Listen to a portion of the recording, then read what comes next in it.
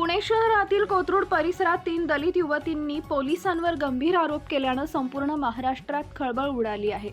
या युवतीचं म्हणणं आहे की पोलिसांनी त्यांच्यावर शारीरिक आणि मानसिक छळ केला, त्यांच्या घरात अनधिकृतरित्या प्रवेश केला आणि जातीवाचक भाषा वापरून अपमान केला।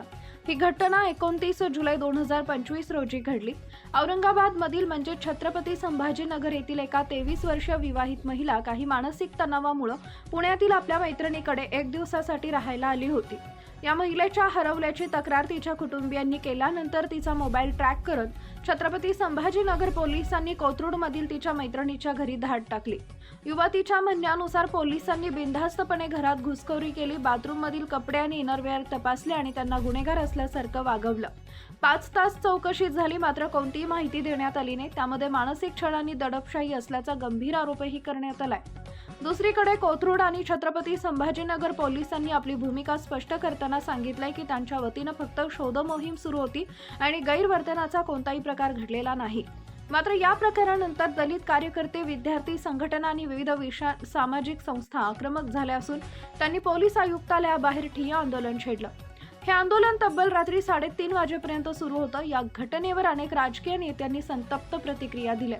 खासदार सुप्रिया सुळे म्हणाल्या, जर हे आरोप खरे असतील तर ही घटना अतिशय गंभीर आहे आणि सरकारने या प्रकरणाची चौकशी करण्यासाठी स्वतंत्र यंत्रणा स्थापन केली पाहिजे। हा प्रकार फक्त एका घटनेपुरता मर्यादित नाही, तर तो संविधानिक अधिकाऱ्यांवर घाला असल्याचं मानलं जात आहे। पोलीस ठाण्यातच जर दलित महिलांना असुरक्षित वाटत असेल तर लोकशाही यंत्रणा अपयशी ठरत असल्याचा आरोप सामाजिक संघटनांकडून करण्यात येत आहे।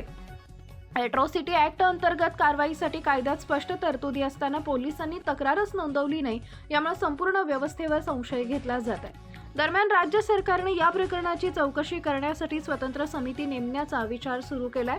पीडित युवती आता मानवाधिकार आयोगाकडे जाण्याच्या तयारीत आहे। ही लढाई केवळ एका न्यायासाठी नाही, तर संविधानावरचा विश्वास जिवंत ठेवण्यासाठी आहे। Subscribe now and press the bell icon.